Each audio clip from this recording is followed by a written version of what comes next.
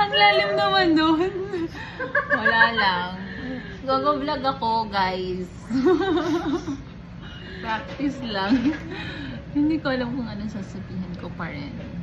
So, ayan. Tapos na ang araw. Pero nagtatrabaho pa rin sila. Tapos na yung work hours. Pero they are still busy working.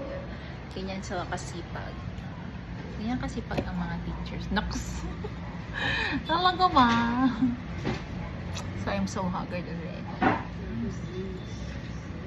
Yun lang. Yun lang yung ganap today. Wala na akong masabi. Parang kailangan natin, kailangan natin maging maingat sa mga sasabihin natin sismisan kasi hindi natin alam, bigla na nagbablog. Oh, tama. Hindi na capture na pala kayo. Sir, bakit ka naman sir nasa-shutdown?